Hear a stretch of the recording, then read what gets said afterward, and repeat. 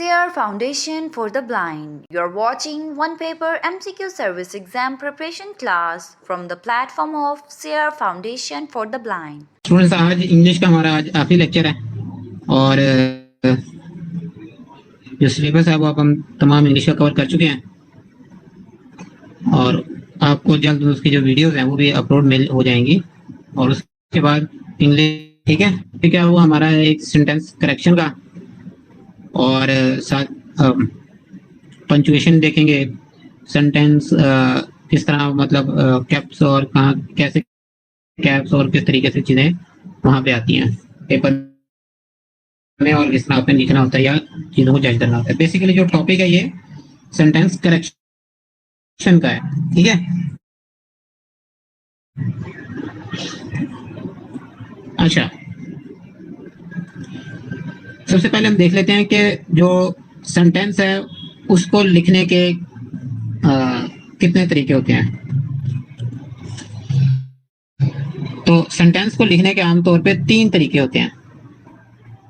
एक होता है जो नॉर्मल जुमला, आम सिंपल सेंटेंस, एक होता है टाइटल केस और एक होता है ऑल कैप्स, ठीक है। जो सिंपल सेंटेंस होता है ना उसका जो स्ट्रक्चर है वो इस तरीके से है, आपको सबको पता होगा कि जो पहला लेटर है वो कैपिटल होता है और एंड के ऊपर फुल स्टॉप या क्वेश्चन मार्क आता है, ठीक है। उसके बाद जो हमारे पास टाइटल केस है उसके अंदर दो, आप उससे पहले टाइटल केस से पहले जो है ना एक कॉन्सेप्ट समझे। जो पार्ट्स ऑफ स्पीच है ना इंग्लिश के अंदर तमाम 8 के 8 उनको 2 हिस्सों में डिवाइड किया जाता है। एक होते हैं फंक्शनल वर्ड्स और एक होते हैं वोकैबुलरी वर्ड्स या डिक्शनरी वर्ड्स, ठीक है। अच्छा, अब डिक्शनरी वर्ड्स में कौन कौन से आते हैं? उसमें आते हैं नाउन, उसमें आते हैं प्रोनाउन, उसमें आते हैं एडजेक्टिव, उसमें आते हैं एडवर्ब, ठीक है। ये 4 आते हैं आपके डिक्शनरी वर्ड्स में। और जो फंक्शनल वर्ड्स होते हैं ना उसमें आते हैं आपके प्रेपोजिशन आती है, उसमें आपके आर्टिकल्स आते हैं और उसमें आपकी कंजंक्शन आती है, ठीक है। अब आपका जो टाइटल केस होता है ना, यानी आपको कहीं भी किताब के अंदर जो टाइटल लिखा हुआ मिलता है या किसी डॉक्यूमेंट के अंदर टाइटल लिखा हुआ मिलता है वो इस तरीके से लिखा होता है कि जो आपके डिक्शनरी वर्ड्स होते हैं ना या वोकैबुलरी वर्ड्स होते हैं उनका जो पहला लेटर होता है ना वो कैपिटल होता है और जो उनसे आपके फंक्शनल वर्ड्स होते हैं ना उनका पहला लेटर जो होता है वो स्मॉल होता है, ठीक है। और टाइटल केस के एंड के ऊपर फुल स्टॉप नहीं आता, ठीक है। मैं आपको एग्जांपल देता हूं। मिसाल के तौर पे आपने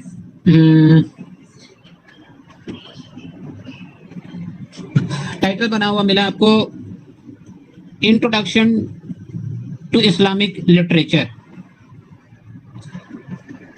इंट्रोडक्शन इसमें क्या है? नाउन है, ठीक है। तो इनका इंट्रोडक्शन का आई कैपिटल, उसके बाद टू जो आ रहा है TO2 उसमें जो टी है वो स्मॉल आएगा, ठीक है, क्यों प्रेपोजिशन है, फंक्शनल वर्ड है। और इस्लामिक का आई कैपिटल, लिटरेचर का L कैपिटल, ठीक है। ये इस तरह बनता है आपका टाइटल केस। और ऑल कैप्स जो होते हैं उसके अंदर तमाम जो आपके अल्फाबेट होते हैं, तमाम जो लेटर्स होते हैं वो कैप्स में होते हैं, ठीक है। उम्मीद है कि आप गलती नहीं करेंगे अगर आपको कहीं सेंटेंस करेक्शन के लिए आता है और उधर आपका टाइटल केस के बारे में पूछा जा रहा होता है, ठीक है। अच्छा, अब हमारे पास पंक्चुएशन है। पंक्चुएशन हम अपने कैसे जज करनी है?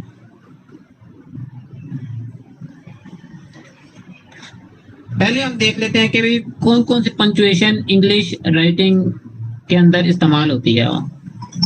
और बेसिक इसका फंक्शन क्या होता है। जो पंचुएशन होती है ना, इसका जो मकसद होता है ना आपके स्पीच के अंदर या आपके जो लिखा हुआ स्क्रिप्ट है उसके अंदर, वो होता है वो फीलिंग या इमोशन या इंटोनेशन या टोन आपकी राइटिंग के अंदर इंट्रोड्यूस करवाना, जो लिखे हुए स्क्रिप्ट के अंदर वैसे कम्युनिकेट नहीं हो सकती,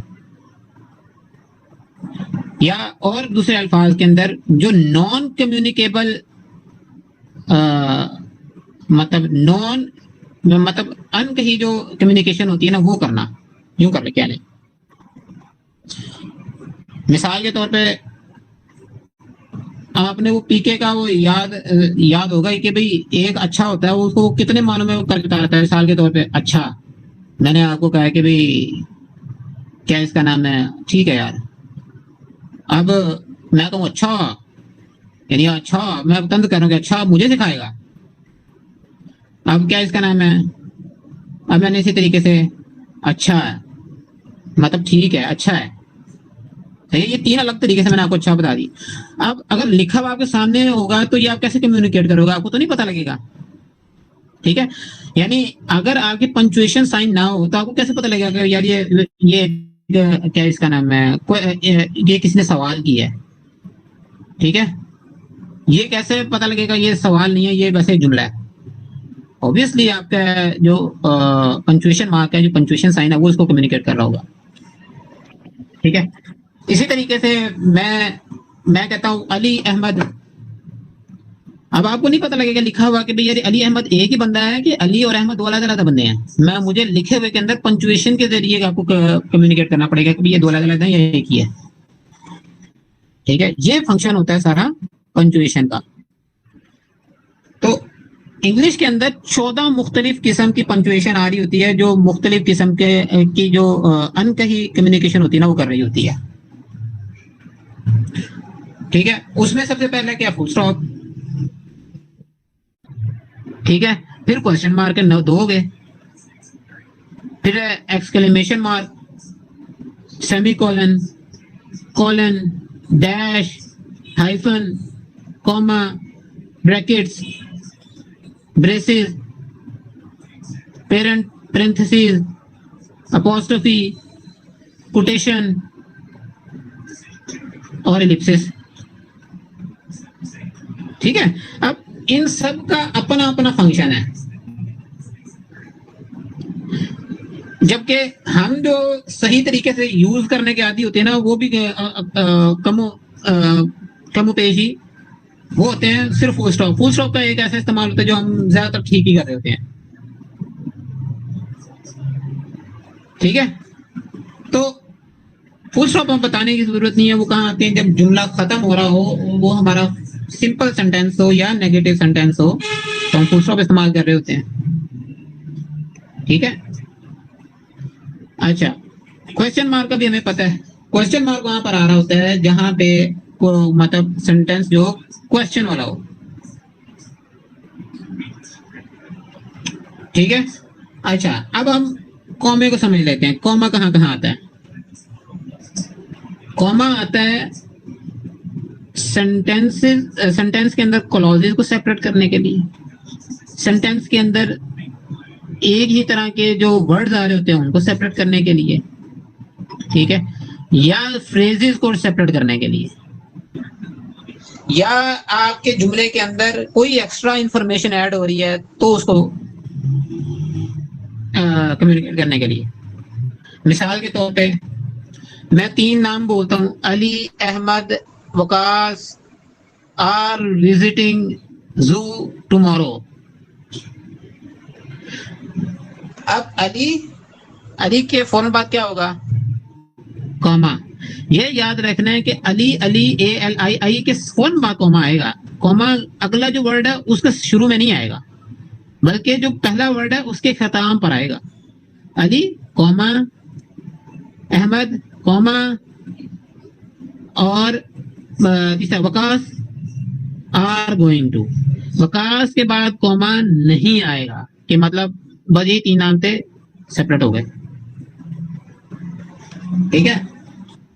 अच्छा, उसके बाद अगर मैं ये कर दूं अली वकास एंड असलम, यानी वही तीन नाम है जो नाम बदल दिए मैंने, Ali Waqas and Aslam, Ali comma Waqas comma, क्या एंड के बाद भी आएगा? ये सवाल है। कुछ जो मतलब आप माइक्रोसॉफ्ट वर्ड में लिख रहे होगे ना, वो एंड के बाद कॉमा डालेगा, मतलब वो वकास के बाद नहीं कॉमा डालेगा, वो अली वकास एंड उसके बाद कॉमा डाल देगा। कुछ जो होंगे वो कहेंगे कि भाई नहीं, अली वकास, वकास के बाद कोई कॉमा नहीं, और एंड के बाद कोई कॉमा नहीं, और क्या इसका नाम है जो तीसरा नाम, Aslam.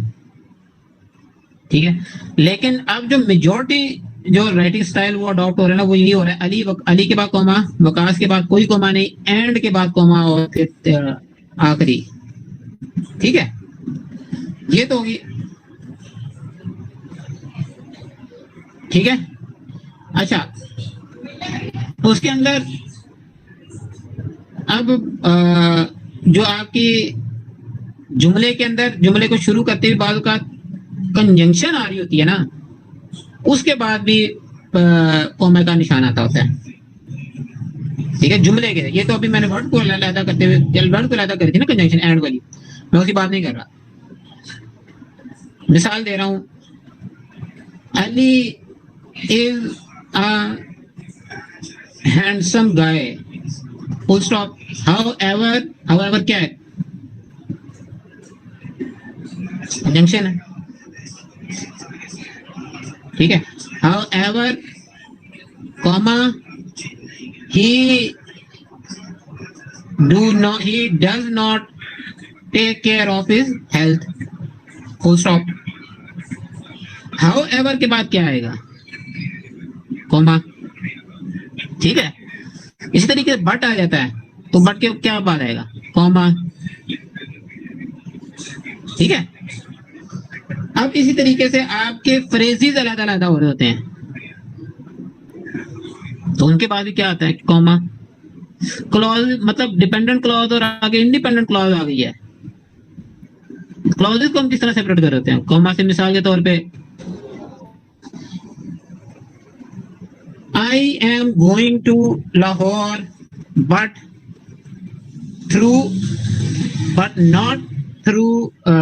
Not via train, full stop.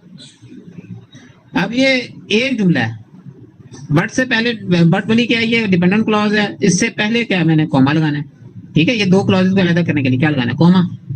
ठीक है, तो कोमे का इस्तेमाल बहुत ज्यादा होता है हमारे, और अब हमें समझ नहीं आ रहा था यहाँ पे मैं कॉमा लगाऊं कि ना लगाऊं। ठीक है, मैंने अभी आपको तीन इस्तेमाल मेजर बताए हैं। अब एक, तीनों इस्तेमाल सेपरेट करने के हैं, ये ध्यान में रखना है, सेपरेट करने के हैं कॉमा। सही है। पहला क्या इस्तेमाल है? वर्ड से अलग करने हैं, Ali comma Waqas comma and comma, और उसके बाद। ठीक है, जो पुराने लोग हैं वो एंड के बाद कॉमा नहीं लगाते, ये याद रखना है। ये अहम मुमकिन है कि आप किसी टीचर को बैठे हो कहें एंड के बाद कॉमा नहीं है, गलत होगा। ठीक है, पुराने लोग एंड के बाद कॉमा नहीं लगाते, मैंने भी यही पढ़ा हुआ था। लेकिन आप माइक्रोसॉफ्ट वर्ड का डॉक्यूमेंट बना रहे हो तो एंड के बाद कॉमा ऐड करेगा। ठीक है। अच्छा, उसके बाद मैंने आपको बताया कि भाई फ्रेजेस अलहदा हो रहे हैं तो कॉमा आएगा। फिर मैंने आपको बताया क्लॉजेज अलहदा हो रही हैं तो कॉमा आएगा। ठीक है, उसके बाद मैंने आपको ये बताया, कि जुमले के शुरू में कंजंक्शन जो आ रही है, कंजंक्शन को दूसरे बमानदा जो आपका सेंटेंस है उससे अलग करने के लिए कॉमा आता है। हाँ, एक इस्तेमाल रह गया, बाज़ औक़ात आप जुमले के अंदर एक्स्ट्रा इंफॉर्मेशन दे रहे होते हो तो कॉमा आता है।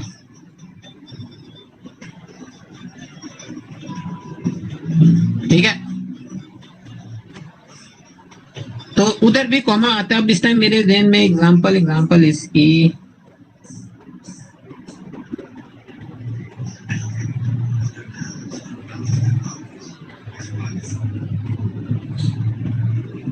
नहीं, मेरे ख्याल में भी इस टाइम उसकी एग्जांपल नहीं देना, एग्जांपल देना कि मैं जरूर बताता हूँ। हाँ, उसके अलावा एक चीज जो देना है, एडजेक्ट दो एडजेक्टिव इकट्ठे आ जाते हैं। मिसाल देता हूं, a bright golden sun shining over the roof. ठीक है, अब ब्राइट और गोल्डन क्या है? ब्राइट और गोल्डन क्या है? ये क्या है? एडजेक्टिव है। तो इनके दरमियान या ब्राइट के बाद क्या आएगा? कॉमा। इनको भी सेपरेट कौन करेगा? कॉमा। यानी आप आसानी से कंसेप्चुलाइज कर सकते हैं, कॉमे नहीं आना है तो ये इसका मतलब ये है कि ये पिछला जो बात थी उसको आगे से अलग कर रहा है, या ये बता रहा है कि ये दोनों सेम पार्ट्स ऑफ स्पीच हैं, दो अलग अलग हो रहे हैं। ठीक है,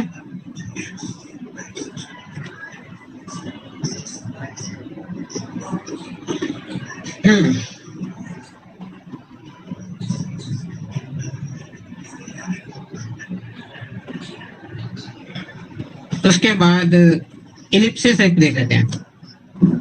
इलिप्सिस क्या होते हैं? ये 3 डॉट आते हैं, मतलब आप डॉक्यूमेंट पे माइक्रोसॉफ्ट वर्ड पे भी लिख रहे हैं तो 3 फुल स्टॉप इकट्ठे डालेंगे तो वो क्या होगी? इलिप्सिस। तो इनका क्या काम होता है? इनका काम होता है आपकी, यानी आप जुमले के अंदर कुछ कहे बगैर कुछ कहना चाह रहे हैं, यानी अधूरी बात छोड़ना चाह रहे हैं कि बाकी बात आप खुद ही समझ जाओ। तो इस चीज को कौन कम्युनिकेट कर रहा होता है? इलिप्सिस। ठीक है, ठीक है।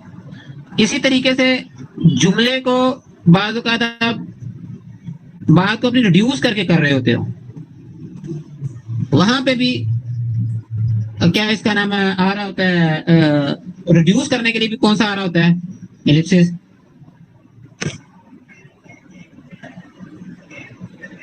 ठीक है,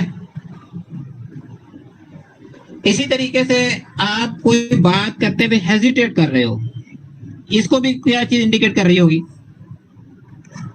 इलिप्सिस। मिसाल देने लगा तीनों examples.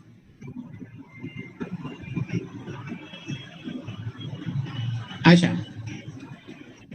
you are going to Lahore, but you know what you have done.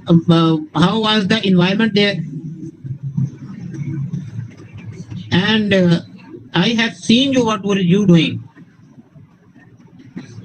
ठीक है, ये तो मैंने बात की कंप्लीट, लेकिन मैं यहाँ पे कहीं भी बात दरमियान में अधूरी छोड़ता हूँ और ये इंडिकेट करना चाहता हूँ कि बाकी बात तुम खुद ही समझ जाओ। मिसाल यहाँ पर आते हुए मैं ये कहता हूँ, I have seen you in Lahore and you know I कह के मतलब के बाकी बात तुम खुद ही समझो, मैंने तुम्हें देख लिया है, या क्या इसका नाम है, या तुम्हें पता है वहां पे क्या होता है। आई के पे अगर एकदम मैं रुक गया, इस तरह कम्युनिकेशन होती है हमारी, जिसमें हम आमतौर पे इस तरह का नहीं जुमला कह रहे थे, बाकी बात खुद समझ जाए। ठीक है, ठीक है।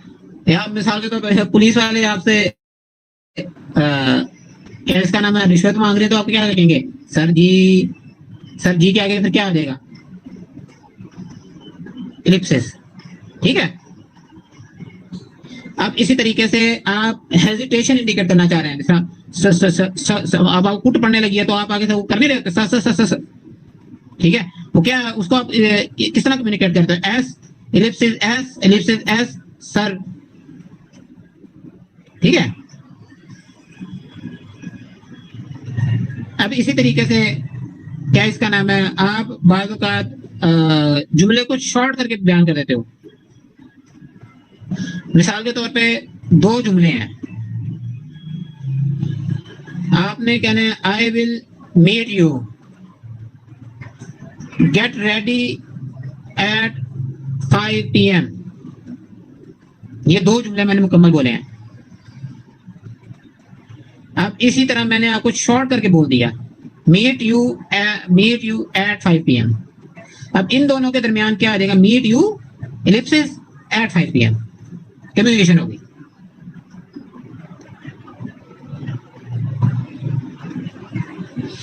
अच्छा,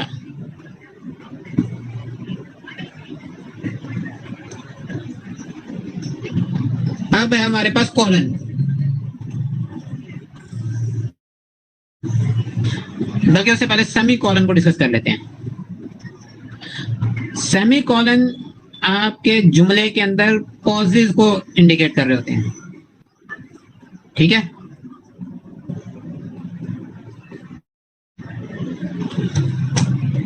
एक मिनट दीजिएगा।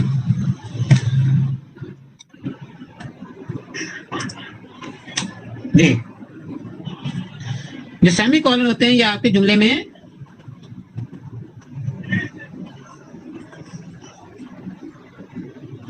ठीक है, आपके जो जुमले होते हैं उसके अंदर मतलब जो आपके दो इंडिपेंडेंट क्लॉज आ रही हैं आमतौर पे, यूं कर रहे हैं, दो इंडिपेंडेंट क्लॉजेज आ रहे हैं ना जुमले के, तो कॉमा आप यूज कर सकते हैं, लेकिन instead of comma you can also use semi colon, ठीक है। और लेकिन एक चीज का ना आपने ख्याल रखना होता है, जो दो जुमलों के अंदर बात हो रही हो ना, वो बात कंसिस्टेंट हो रही हो तो सेमीकोलन आ सकेगा, यानी पिछले जुमले की कंटिन्यूटी अगले जुमले में हो। अगर वो कंटिन्यूटी नहीं है ना तो सेमीकोलन आप इस्तेमाल नहीं कर सकते, वो गलत हो जाएगा, आपको कॉमा इस्तेमाल करना है सिर्फ। लेकिन अगर वो कंटिन्यूटी है ना तो चाहे तो आप वहां पे कॉमा लगा दो, चाहे तो आप वहां पे सेमीकोलन लगा दो। मिसाल देता हूं मैं आपको, आई have a meeting tomorrow, I can't stay up late night, ठीक है। अब दो जुमले हो गया मैंने, और आप ये देखो कि जो हमारा दूसरा जुमला है या मेरा दूसरा जुमला है, ये पहले की कंटिन्यूटी है। I have a meeting tomorrow, I cannot stay late night, ठीक है। मैं पिछले की कंटिन्यूटी में अगला जुमला बोल रहा हूं, इधर सेमीकोलन आ सकता है। अब इसके बरक्स मैं ये कह देता हूं, I have a meeting tomorrow, और अगला जुमला मैं बोलता हूं but I will not take any meal या एनी डेजर्ट ड्यूरिंग द या आफ्टर द मीटिंग। मैंने पिछले की कंटिन्यूटी में बात नहीं की, बल्कि एक बात की है सेपरेट थोड़ी सी, और बल्कि यूं समझ लें थोड़ी सी इंटरप्शन है, ठीक है। या यूं समझ लें कि दोनों चीजों को अलहदा दरमियान में आकर कंजंक्शन ने भी कर दी है, कंजंक्शन भी आ गई है, बट कंजंक्शन आ गई है ना, तो जहां ये कंजंक्शन आ जाए वहां तो आपने 70-80% समझ जाना है कि यार यहाँ पे मैं सेमीकोलन तो इस्तेमाल नहीं करूंगा, ठीक है। सेमीकोलन आना है आपका कि आपकी एक फ्लो में बात हो रही है, कंटिन्यूसली बात हो रही है, लेकिन आपने इंडिकेट करना है कि ये दरमियान में दो अलग अलग जुमले आ गए, ठीक है, वहां पे सेमीकोलन आ जाता है।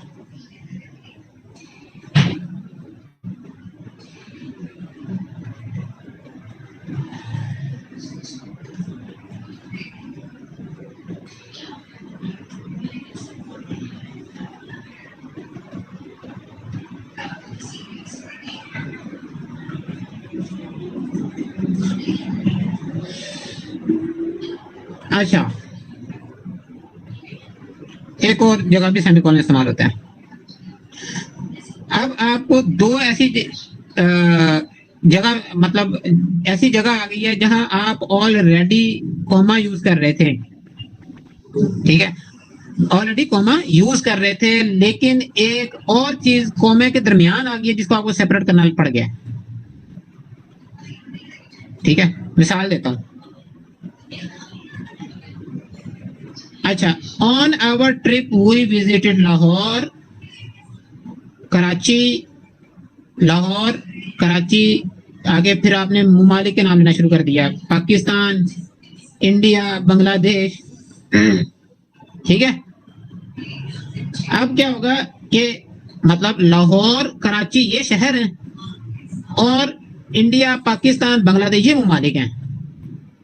अब वैसे अगर आप कॉमा लगा दोगे लाहौर कराची के बाद तो आपको ऐसा लगेगा यार शायद मतलब डिफरेंशिएट नहीं करना हो पाएगा कि भाई यार ये लाहौर कराची इस्लामाबाद फैसलाबाद ये अलग लिस्ट है और यानी एक अलग कैटेगरी है, और जो पाकिस्तान इंडिया बांग्लादेश ये अलग कैटेगरी है। वो कंट्री की कैटेगरी है, ये सिटी की कैटेगरी है। ठीक है, अब इन दोनों कैटेगरीज के दरमियान आप सेमीकोलन यूज करोगे।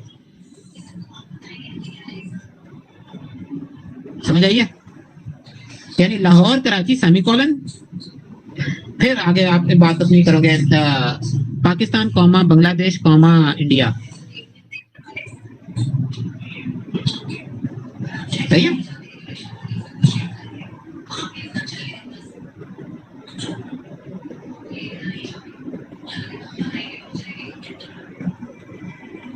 ठीक है, तो ये था सेमीकोलन का इस्तेमाल। मतलब ये आपने ज़हन में रखना, ये काम वही कर रहा होता है जो कॉमा कर रहा होता है, बस थोड़ा सा इसका डिफरेंस है जो मैंने आपको बता दिया। हाँ, ऑल्टरनेटिवली भी इस्तेमाल कर दोगे तो ज्यादातर टीचर आपको ऐसा गलत नहीं करते, लेकिन जब पेपर 1 में आ रहा है, आपका आपके सामने जुमला आ रहा है, जुमले की आपने करेक्शन करनी है, वहां आपने डिसाइड करना है यहाँ पे कॉमा लगेगा, ये यहाँ पे सेमीकोलन लगेगा, तो वहां पे आपको इन चीजों का ख्याल रखना पड़ेगा। ठीक है, यानी एक तो फ्लो का ख्याल रखना पड़ेगा कि भैया ये दो जुमले अगर मुझे दिए हुए हैं तो इन दोनों के दरमियान एक फ्लो बन रहा है कि नहीं बन रहा, या आपको कहीं उसके बाद उसने वो क्या यार कंजंक्शन तो नहीं दे दी। ठीक है, तो इसी तरीके से आपको सेपरेट करनी है दो अलग अलग लिस्टें जो मैंने अभी आपको कैटेगरीज बताई हैं, तो उनके दरमियान सेमीकोलन इस्तेमाल कर सकते हो। ठीक है, तो वैसे भी सेमीकोलन का कॉन्सेप्ट है वो यही है कि भाई इस्तेमाल तो इसका तकरीबन वो है जो सा कॉमा हो रहा होता है, लेकिन बस ये आता है कि भाई इसका ये जाता है कि भाई आपने पॉज लेना है, लेकिन वो पॉज ऐसा है कि बिल्कुल हल्का कॉमे जैसा भी नहीं है और उतना स्ट्रॉन्ग पॉज भी नहीं है कि आप वहां पे यानी बात ही खत्म हो गई फुल स्टॉप डाल दो। तो यानी इसके दरमियान की कोई सिचुएशन क्रिएट हो रही है तो आपने वहां पे सेमीकोलन इस्तेमाल कर लेना है। राइटिंग के अंदर आप वैसे लिख रहे हो तो मतलब कॉमा की जगह आप कहीं सेमीकोलन इस्तेमाल कर जाते हो तो आपको कोई गलत नहीं करेगा, लेकिन बहुत ज्यादा फ्रीक्वेंट इसका यूज नहीं होता। ये दिखने में कैसा होता है, दिखने में ऐसा होता है कि ऊपर इसके फुल स्टॉप जैसा डॉट होता है, नीचे इसके कॉमा होता है।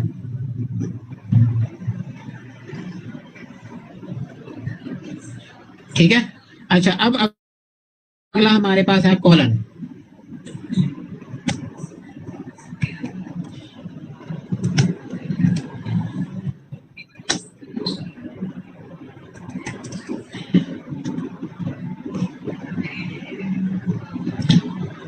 अच्छा,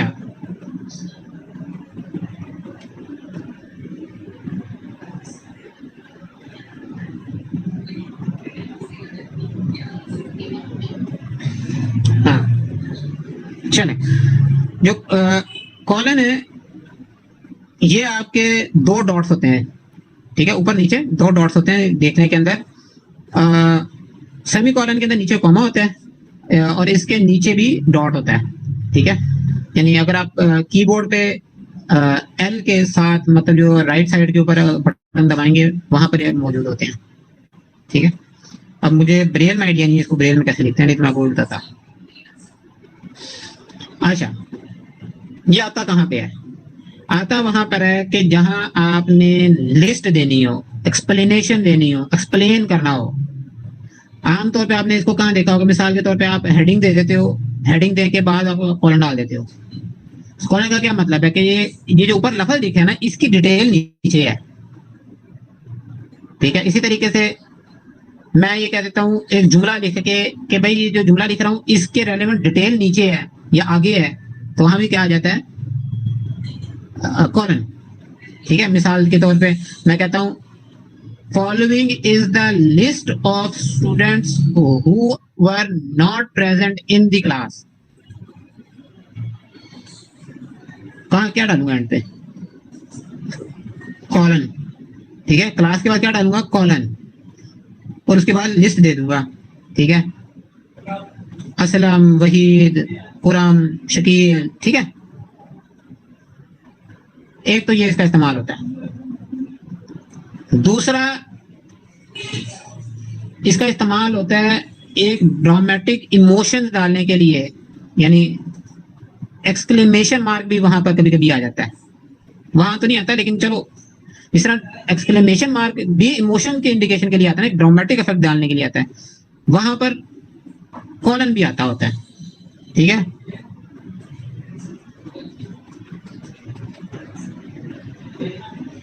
मिसाल के तौर पे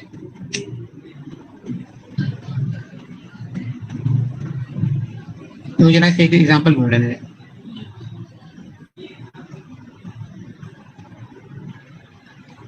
हाँ,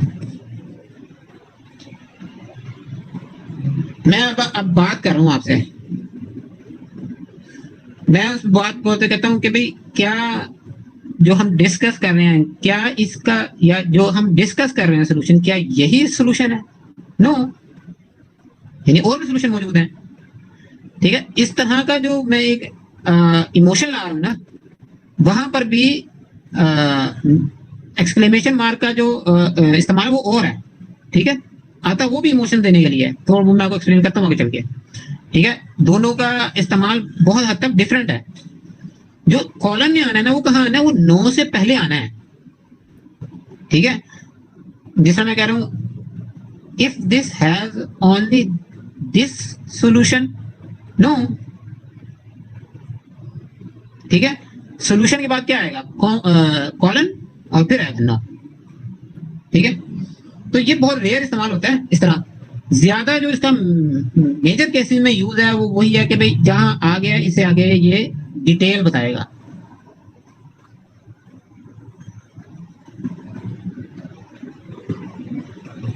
ठीक है। उसके बाद है हमारे पास डैश।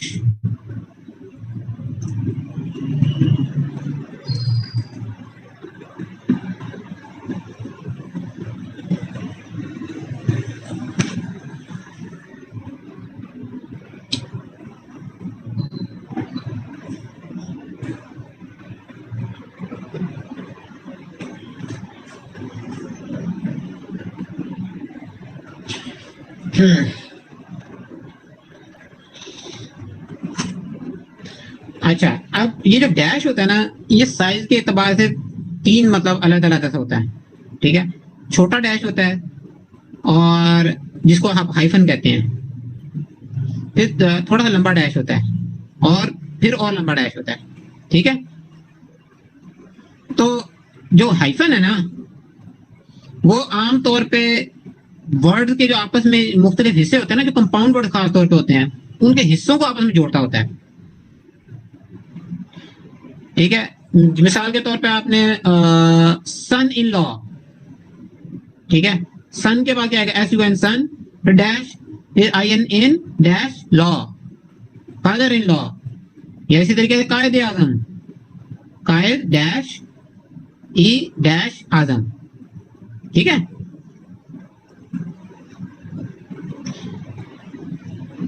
अच्छा, उसके बाद क्या इसका नाम है, जो डैश है, मतलब आप वैसे लिख रहे हो खुद से तो आप डबल डैश भी डाल दोगे तो ये चलेगा, ठीक है। तो ये होता है कि ये दो मतलब जुमलों के दरमियान या दो फ्रेजेस के दरमियान अगर कंजंक्शन नहीं आप डाल रहे, मतलब ऑप्शन दे रहे हो, ठीक है। यानी चाहे तो आप उधर बात जो है कंजंक्शन डाल के कर दो, चाहे अगर आप चाह रहे हो कि इधर मैं कंजंक्शन ना डालू, कुछ इसका ऑल्टरनेटिव सोच लो कनेक्ट करने के लिए, ठीक है। तो आप क्या कर देते हो? आप डैश डाल देते हो, ठीक है। मीटिंग इज एट 4 PM, ठीक है। यहां हमने मिस किया मिसाल के तौर पे एट को, एट प्रेपोजिशन है, चलो कंजंक्शन में प्रेपोजिशन भी हम मिस कर रहे हैं, ठीक है। तो आप यहाँ पे मीटिंग इज 4 PM, तो दरमियान में क्या डाल दोगे? एट की जगह ये डैश, ठीक है। लेकिन आमतौर पे इसको अगर आप मतलब कंजक्शन को रिप्लेस करते हो ये डैश डाल के, और ये इनफॉर्मल स्पीच में लगाता है, फॉर्मल स्पीच में इसको इस्तेमाल कम करते हैं। ठीक है, ठीक है। तो अब हमारे पास है डैश जो लॉन्गेस्ट वन है।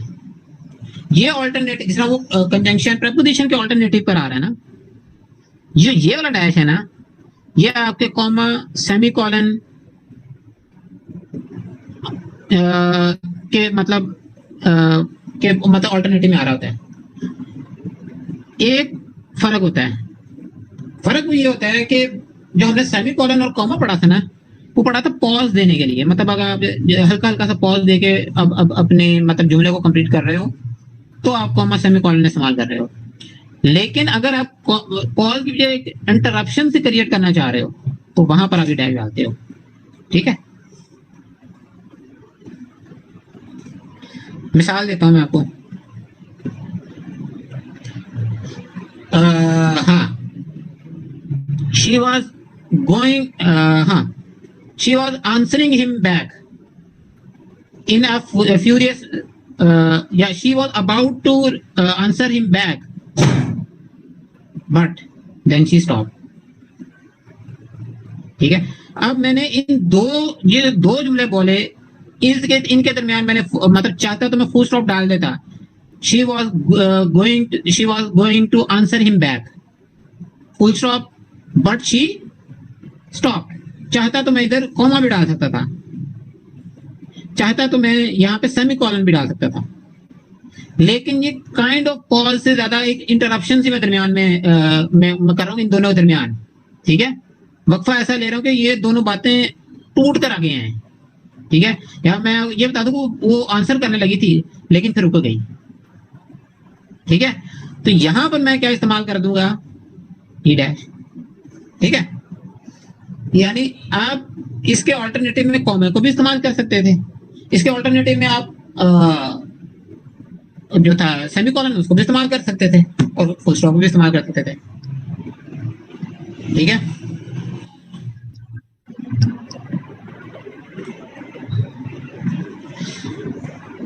अब इसी तरीके से आप जुमले के अंदर एक्स्ट्रा इंफॉर्मेशन देने जा रहे हैं। ठीक है, there is only one person that can help you, your teacher. ठीक है, अब ये जो योर टीचर मैंने लगाया ना, ये मतलब उससे there is only one person that can help you, यहाँ पे जुमला कंप्लीट हो गया था। उसके बाद जो मैंने जुमला बोला वो क्या था, एक्स्ट्रा इंफॉर्मेशन है ना। तो चाहता तो मैं यहाँ पे फुल स्टॉप कर देता और आगे क्या देता, योर टीचर। तो चाहता तो यहां पर मैं डैश डाल देता।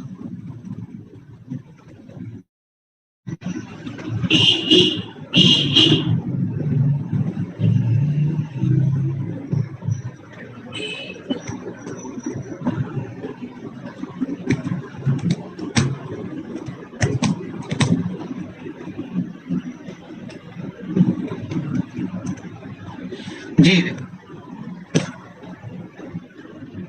अब हम इस्तेमाल देखने लगे हैं पेरेंथेसिस या जो राउंड ब्रैकेट होती है।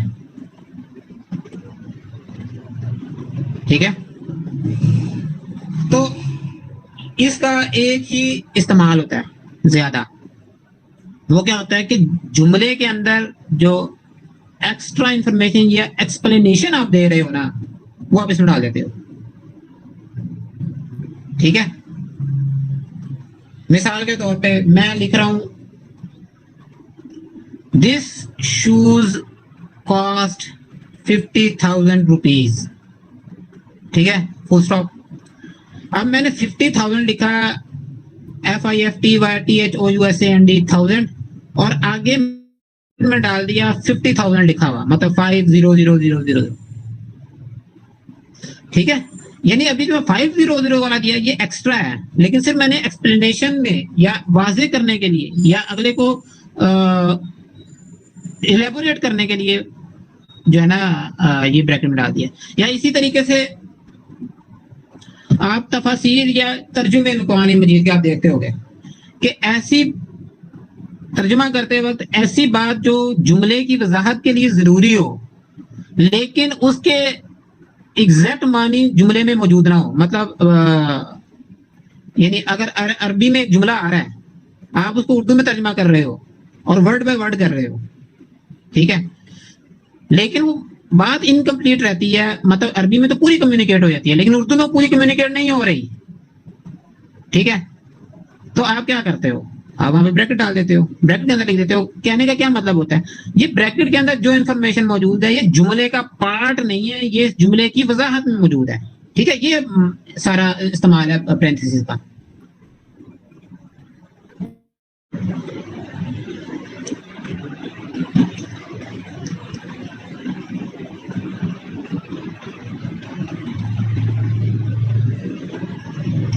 हाँ, एक चीज आपने जो ख्याल रखना है,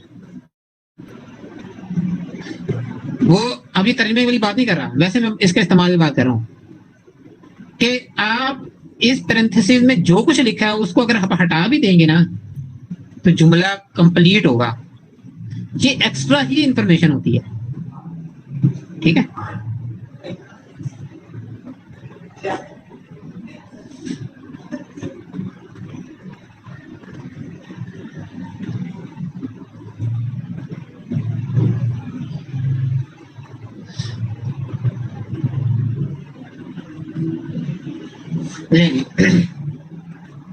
अच्छा, उसके बाद हमारे पास है अपोस्ट्रोफी।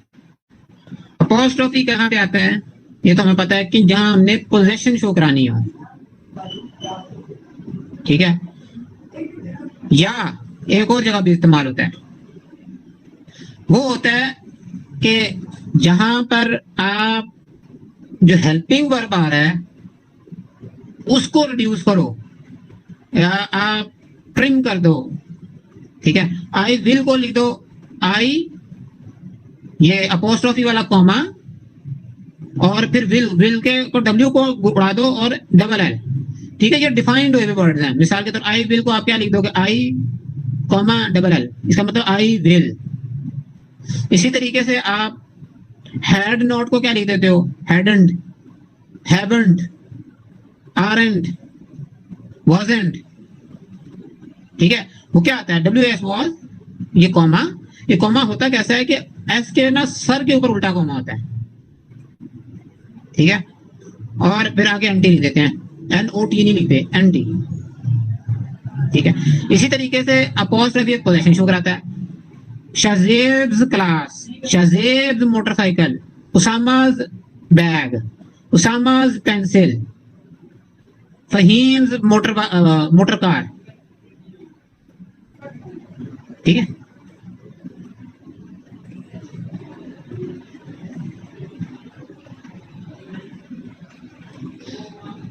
फिर हमारे पास है कोटेशन मार्क्स।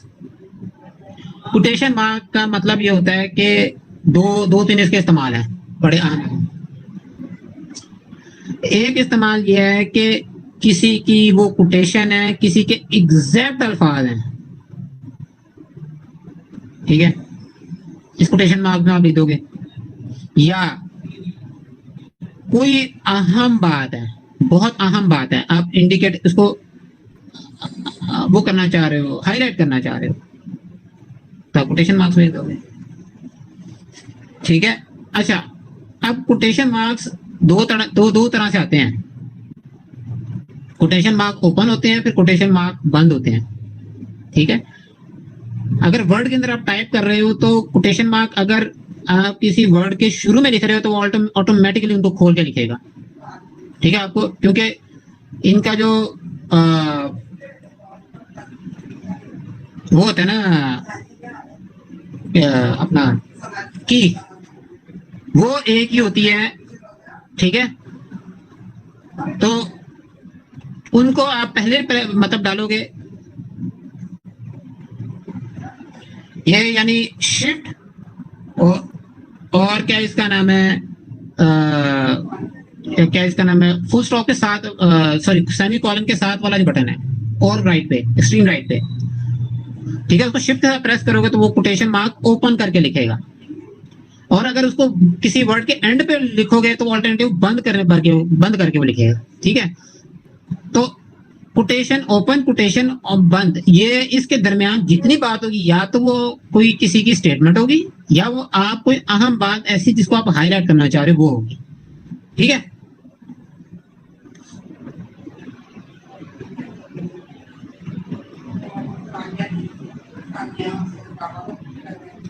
इसके अलावा देखें कौन से रह गए हमारे पास।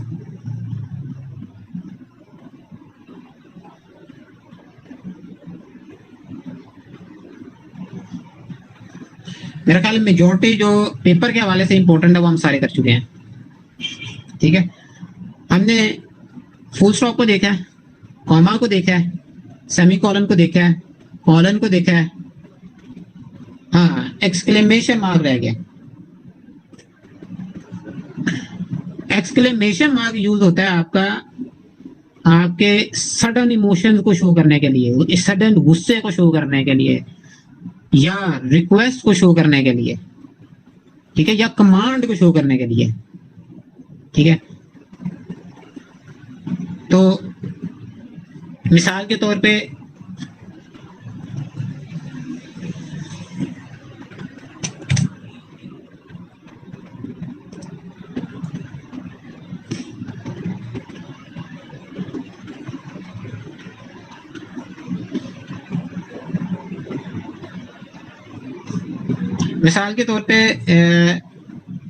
हाँ वाओ दैट्स अमेजिंग। अमेजिंग के एंड पे क्या आएगा? एक्सक्लेमेशन मार्क, यानी आपने सडन खुशी का इजहार किया ना। तो इसी तरीके से हुर्रा, हुर्रा का क्या आ जाएगा? या hurrah comma we have won the match, won the match के बाद आपने एक्सक्लेमेशन मार्क लगा दिया। ठीक है,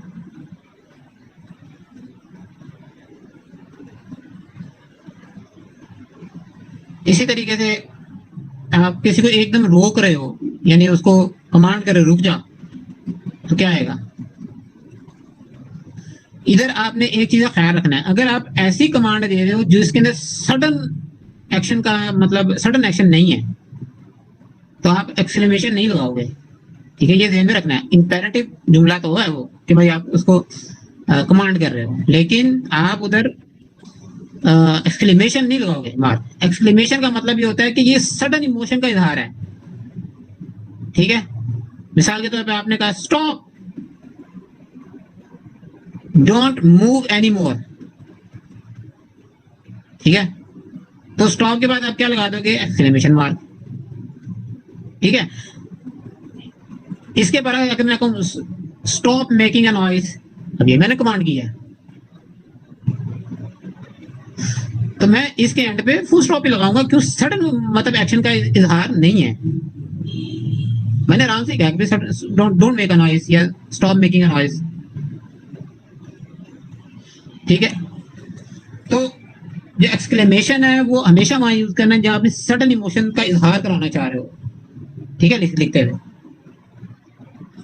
तो ये थे हमारे पास पंक्चुएशन साइन, और उम्मीद है आपको ये आखिरी टॉपिक समझ में आया होगा और आप लोग इसका सही इस्तेमाल करोगे पेपर के अंदर। तो अब आपका कोई क्वेश्चन है, कोई फीडबैक है? इंग्लिश का सिलेबस आज हम कंप्लीट कर गए हैं। कोई कुछ पूछना चाहते हैं तो आप आखिरी कितना मिनट रहे? हाँ, दो तीन मिनट है, 9:58 हो गए, तो पूछ सकते हैं।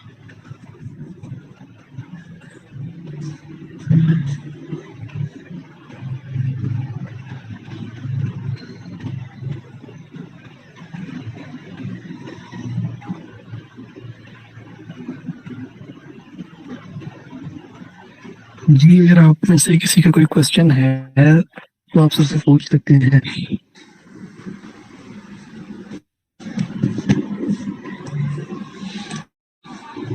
चलें, मेरा ख्याल है कोई क्वेश्चन नहीं है। आपके साथ रहने का बहुत शुक्रिया। आप रहे, आपने सीखा, मैंने भी बहुत कुछ सीखा, बहुत कुछ नया पढ़ा, और बाकी अब आपसे एक रिक्वेस्ट है कि ये सारे जो सिलेबस कवर करवाया इसको अच्छे से कीजिएगा, ताकि आप जो है अपनी जॉब के जो टेस्ट आते हैं उनके लिए अच्छे से तैयार हो जाएं। तो कोई कमी रह गई हो तो आप मुझे इन्फॉर्म कर सकते हैं, कहीं मैं कुछ गलत बात आ गया हूँ तो भी आप इन्फॉर्म कर सकते हैं, या और कोई आपका फीडबैक है तो भी आप जो है ना क्लास के ग्रुप में आके दे सकते हैं। कल से इंशाल्लाह अली सर वापस होंगे और जो बाकी सब्जेक्ट्स रह गए जिसके अंदर उर्दू है या 5 पेपर्स हैं उनको करवाएंगे, ठीक है। और इस मंथ के एंड तक इंशाल्लाह आपका कोर्स कंप्लीट हो जाएगा। Thanks for watching. Sierra Foundation is committed to find employment and entrepreneurship opportunities through research and skill development for the people with blindness. For more details, visit our website blindseer.org. blindseer.org. Email us at contact@blindseer.org. WhatsApp us at 037053070885.